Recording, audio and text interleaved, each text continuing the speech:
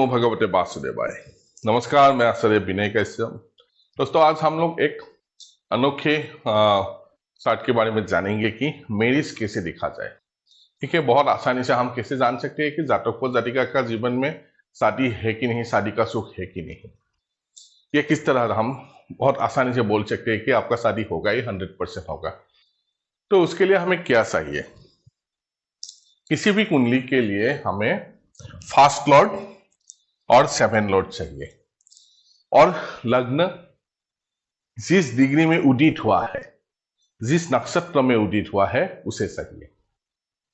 Suppose मिथुन लग्न की कुंडली है, मिथुन लग्न की जो स्थूल अधिपति हुआ, ये मिथुन लग्न की जो स्थूल अधिपति ये होता है बुध देवता। ठीक है, और या मिथुन लग्न, सपोज मिथुन लग्न में जो राशि उदित हुआ, तो क्या हुआ, क्या हो सकता है? या तो मंगल, मृगशिरा, आद्रा, पुनर्वसु, ये तीनों में से कोई भी हो सकता है। सपोज जिस नक्षत्र में वो लग्न उदित हुआ वो पुनर्वसु नक्षत्र है, वो हुआ सूक्ष्म अधिपति।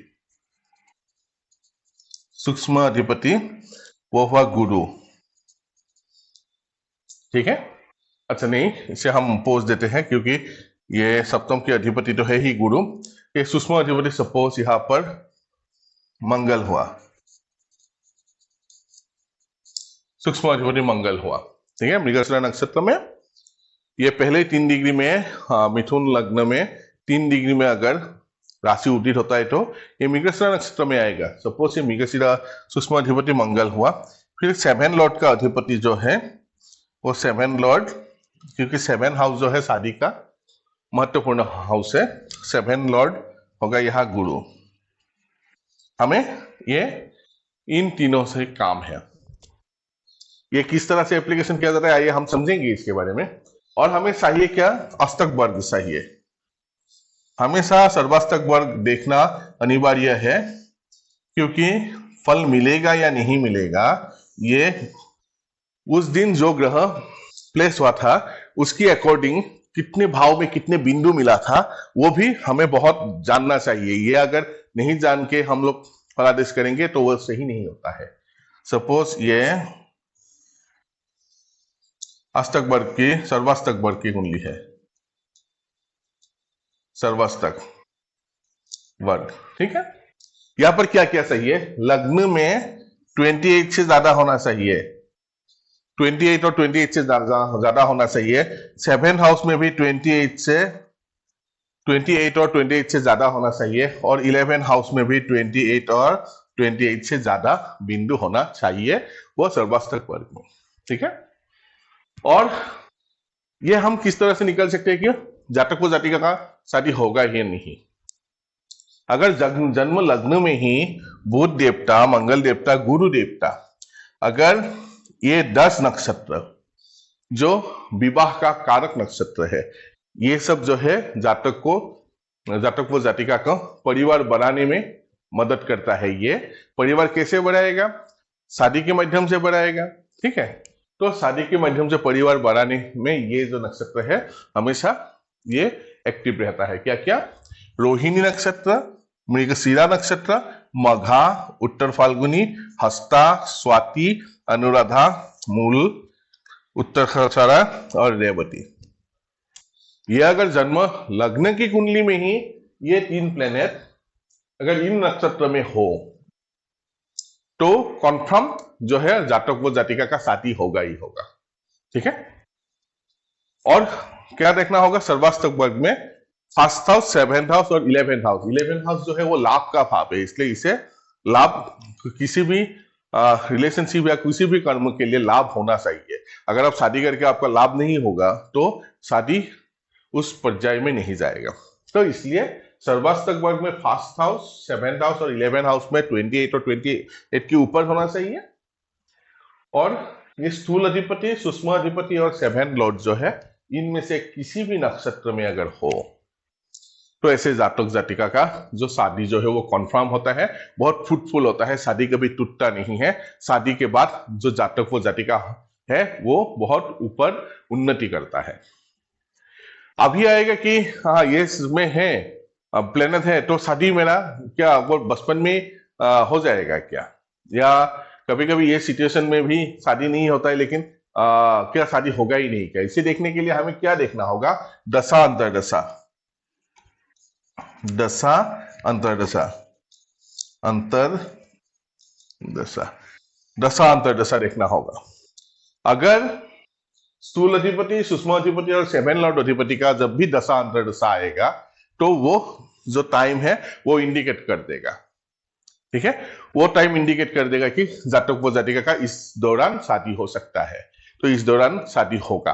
कभी वो अगर बचपन में ही निकल जाए तो वो तो पॉसिबल नहीं है कि बचपन में शादी कर दे, या 90 ईयर्स में 80 ईयर्स में हो जाए तो वो भी पॉसिबल नहीं है।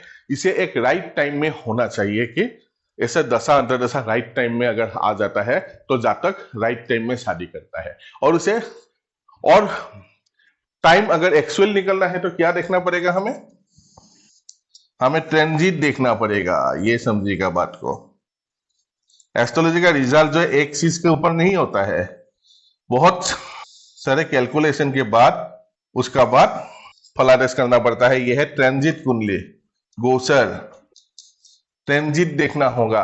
ये दशा अंतरदशा भी आया, जन्म के अष्टक वर्ग में, सर्वाष्टक वर्ग में 28 से ज्यादा बिंदु भी है। ये सूक्ष्म अधिपति, स्थूल अधिपति, सूक्ष्म अधिपति और सेवन लॉर्ड भी इन नक्षत्र में है। अगर ट्रांजिट में जब भी दशा अंतरदशा भी इन प्लेनेट का आ गया और ट्रांजिट में भी ये प्लेनेट अगर इन नक्षत्र में भ्रमण करे, मेनली सेवन लॉर्ड और इनमें से कोई भी अगर इन नक्षत्र में भ्रमण करेगा तो जातक वो जातिका का उस समय शादी का योग बन जाता है, शादी हो जाता है, ठीक है। थोड़ा प्रैक्टिस का जरूरत होगा। देखिए एस्ट्रोलॉजी सिर्फ एक फैक्टर से रिजल्ट नहीं आता है कभी भी, इसके लिए हमें अलग अलग कुंडली को एनालिसिस करना होता है, उसका बाद फलादेश आता है। ये 10 मिनट 15 मिनट जो टीवी में दिखाता है 10 मिनट में फलादेश कर देता है कि फलाना ग्रह आपका ये है, इतना समय में आपका खराब होगा, इतना अच्छा होगा, ये 10 मिनट में होता ही नहीं है। अब किसी भी एस्ट्रोलॉजी के विद्वान से पूछो कि 10 मिनट में कोई रिजल्ट बता सकता है, ये होता ही नहीं है, क्योंकि हम लोग सिद्ध पुरुष नहीं है कि कुछ बोल देंगे वही हो जाएगा, ठीक है।